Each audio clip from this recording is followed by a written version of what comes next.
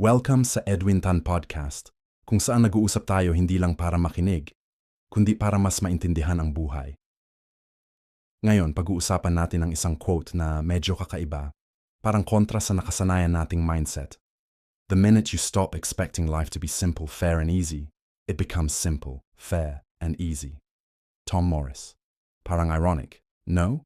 Kapag tinanggap mong hindi simple ang buhay, saka siya nagiging simple. Paano nangyari yun? Isipin mo ito. Ilang beses ka nang nadismaya sa buhay dahil hindi nangyari ang inaasahan mo. Nag-aral ka ng mabuti, pero hindi ka pa rin natanggap sa trabaho. Nagmahal ka ng totoo, pero iniwan ka pa rin. Ginawa mo naman ang tama, pero parang ikaw pa ang naparusahan. Sa bawat pagkakataon, may tanong sa isip mo, bakit hindi naging fair? Bakit hindi naging madali? At doon nagsisimula ang bigat. Hindi dahil sa nangyari, kundi dahil sa expectation mo na dapat iba ang nangyari. May isang simpleng halimbawa, kapag pumila ka sa isang mahabang linya, sa bangko, sa grocery, o sa traffic sa EDSA, kapag iniisip mo na dapat mabilis lang to, ano ang mararamdaman mo? Inip, frustration, stress. Pero kapag pumasok ka sa sitwasyon na ang mindset mo ay, malamang matagal to, biglang nag-iiba ang experience mo. Hindi naman bumilis ang pila, hindi naman nawala ang traffic, pero gumaan ang pakiramdam mo. Bakit? Kasi tinanggal mo ang maling expectation. Ganito rin sa buhay. Minsan, hindi naman talaga mahirap ang buhay. Pinapahirap lang natin dahil sa inaasahan nating dapat madali. Hindi naman unfair ang mundo. Nagiging unfair lang siya sa pakiramdam natin dahil iniisip nating dapat patas palagi. Pero ang totoo, hindi talaga laging simple. Hindi talaga laging fair. Hindi talaga laging madali. At kapag tinanggap mo yan, doon nagsisimula ang kapayapaan. May kilala akong tao, masipag, mabait, responsable. Ginawa na niya lahat ng tama sa buhay. Pero sunod-sunod pa rin ang problema.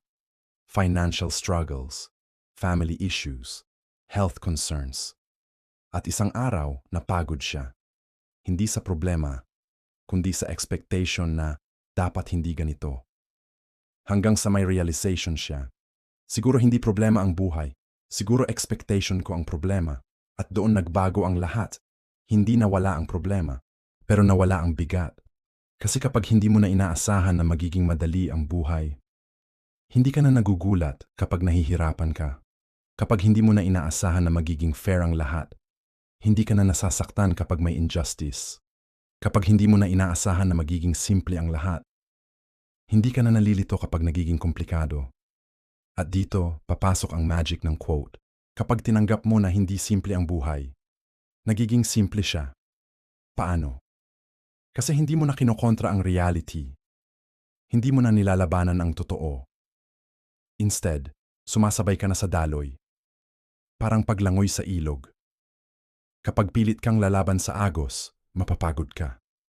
Pero kapag sumabay ka, mas madali ang paggalaw.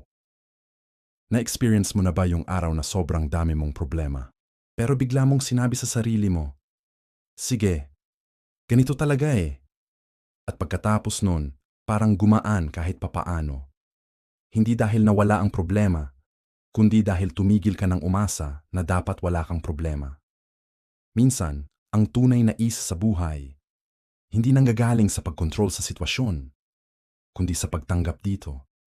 Hindi mo kayang kontrolin lahat ng mangyayari, pero kaya mong kontrolin ang expectation mo. At kapag inayos mo ang expectation mo, inaayos mo rin ang experience mo. Kaya siguro, hindi talaga tayo binibigyan ng buhay na madali. Hindi para pahirapan tayo, kundi para turuan tayo kung paano maging matatag, kung paano maging kalmado kahit magulo, kung paano maging payapa kahit hindi perpekto ang mundo. So the next time na maramdaman mong nahihirapan ka, tanungin mo ang sarili mo, nahihirapan ba talaga ako? O nahihirapan ako dahil hindi ito ang inaasahan ko? At baka, just maybe, kapag binitawan mo ang expectation na dapat madali ang lahat, doon mo mararamdaman na kaya mo pala. At doon magsisimula ang isang mas magaan, mas payapang buhay. Kung may napulot kang aral dito, i-share mo ito sa mga taong kailangan din makarinig nito. At kung gusto mo pa ng ganitong klaseng pag-uusap, yung totoo, malalim at relatable, follow mo lang ang podcast na ito. Hanggang sa susunod nating kwentuhan. Ingat ka lagi. At dahan-dahan lang sa buhay.